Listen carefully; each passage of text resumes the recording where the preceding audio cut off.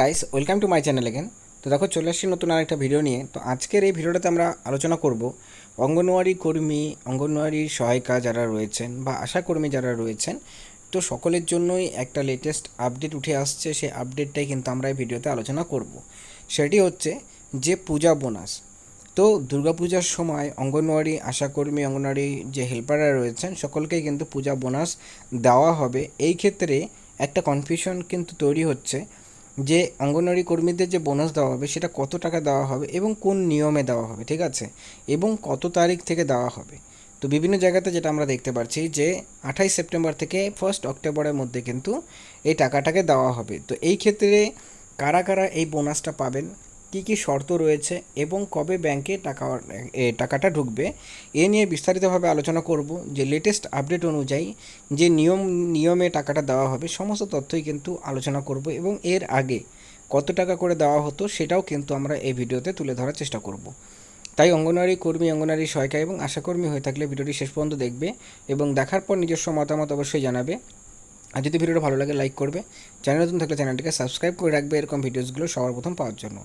তো চলো সময় নষ্ট না করে ডিটেলসে আলোচনা করি যে এই পূজা বোনাসটাতে কী কী প্রসেসগুলো রয়েছে এবং কবে থেকে সেই টাকাটা তারা পেতে চলেছেন। তো দেখো, প্রথমত যে বিষয়টা আমরা আলোচনা করব সেটি হচ্ছে যে 7,400 টাকা। তো 7,400 টাকা করে পাবেন কি না। তো দেখো, প্রথমত 6,800 টাকা করে ছিল এবং পরবর্তী সময় 600 টাকা করে বৃদ্ধি করার পর সেটাকে 7,400 টাকা করে করা হয়েছে। এখন কোশ্চেনটা রইল, এই যে 7,400 টাকার কথা বলা হচ্ছে, তো এইটা কি অঙ্গনওয়াড়ি কর্মী এবং আশাকর্মীরা পাবেন কি পাবেন না। তো দেখো, এই জায়গাটাতে যারা সরকারি কর্মচারী রয়েছেন, ঠিক আছে, মানে পশ্চিমবঙ্গ সরকারের অধীনে থাকা যে সমস্ত সরকারি কর্মচারীরা রয়েছেন, সেই গ্রুপ ডি থেকে স্টার্ট করে, তো তাদের ক্ষেত্রে কিন্তু একটা অ্যাডহক পূজা বোনাস কিন্তু অবশ্যই প্রত্যেক বছর দেওয়া হয় এবং সেটা কিন্তু 7,400 টাকা। কিন্তু কোশ্চেনটা হলো যে অঙ্গনওয়াড়ি কর্মী, অঙ্গনওয়াড়ি সহায়িকা এবং আশাকর্মী তারা কি পাবেন। তো দেখো, অবশ্যই তারা পাবেন। এই ক্ষেত্রে তাদের কিন্তু এক্স গ্রাসিয়া, ঠিক আছে, আমি আবার বিষয়টা তুলে ধরছি। তো এখানে তাদের জন্য যেটা হয় সেটা হচ্ছে,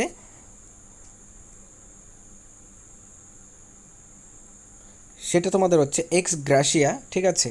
কোন স্কিমের থ্রুতে দেওয়া হয়, এখানে যে স্কিমটার থ্রুতে দেওয়া হয় সেটা হচ্ছে x gratia scheme, x gratia, এটার মাধ্যমে কিন্তু তাদেরকে এই টাকাটা দেওয়া হয়ে থাকে, ঠিক আছে।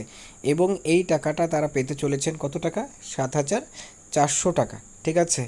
এবং এই টাকাটা কবে, এই টাকাটা যেটা জানা যাচ্ছে মানে বেসিক্যালি কি, যে অ্যাডহক মানে পূজার বোনাস, অ্যাডহক পূজা বোনাস, এইটা কিন্তু সরকারি কর্মচারীরা পেতে চলেছেন 28 সেপ্টেম্বর থেকে 1 অক্টোবরের মধ্যে।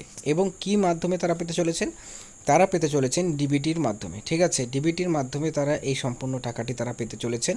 এবং এই টাকাটা পাওয়ার পর বেসিক্যালি যে বিষয়টা সবচেয়ে গুরুত্বপূর্ণ, কী কী শর্ত রয়েছে। দেখো, শর্ত ব্যাপারটা হচ্ছে যে প্রত্যেক বছরে কিন্তু অঙ্গনওয়াড়ি কর্মীদেরকে, মানে রিসেন্ট টাইমসের কথা বলা হচ্ছে, তাদেরকে কিন্তু এই পূজা বোনাসের টাকাটা দেওয়া হয়ে থাকে। এবং এই ক্ষেত্রে রাজ্য সরকারি কর্মচারী যাদের রয়েছেন, যাদেরকে 7,400 টাকা করে দেওয়া হবে, সেম প্রসেসে কিন্তু অঙ্গনওয়াড়ি কর্মীদেরও দেওয়া হবে, বাট শুধুমাত্র এখানে তারা পাবেন হচ্ছে এক্স গ্রাসিয়া, আর যারা হচ্ছে সরকারি কর্মচারী অ্যাডহক বোনাস, ঠিক আছে। এটা মেনলি ডিফারেন্স। এবং যেহেতু মানে সরকারি কর্মচারী যারা রয়েছেন তাদেরকে যে টাকাটা দেওয়া হবে সেটা হচ্ছে 28 সেপ্টেম্বর থেকে 1 অক্টোবরের মধ্যে, যেটা ডিবিটির মাধ্যমে দেওয়া হবে। তো সেই ক্ষেত্রে কিন্তু অঙ্গনওয়াড়ি কর্মী, আশাকর্মীদেরও কিন্তু সেম ডেটেই দেওয়া হবে, ঠিক আছে। তো কিন্তু এখানে যে বিষয়টি সবচেয়ে গুরুত্বপূর্ণ সেটি হচ্ছে যে পূজা বোনাসটা অঙ্গনওয়াড়ি কর্মীরা কি 7,400 টাকা পাবেন কি পাবেন না। কারণ সরকারি কর্মচারী এবং অঙ্গনওয়াড়ি কর্মীদের মধ্যে কিন্তু একটা ডিফারেন্স রয়েছে। অঙ্গনওয়াড়ি কর্মীরা কিন্তু অনারারি বেসিসে, ঠিক আছে, তারা কিন্তু এই জবটা করেন।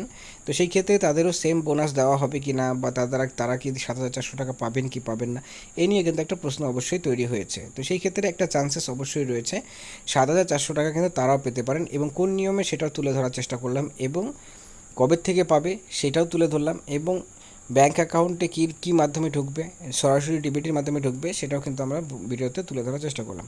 তো আশা করি বুঝতে পারলে। তো এটাই ছিল আপডেট এই ভিডিওটিতে। ভিডিওটি দেখার জন্য অসংখ্য ধন্যবাদ।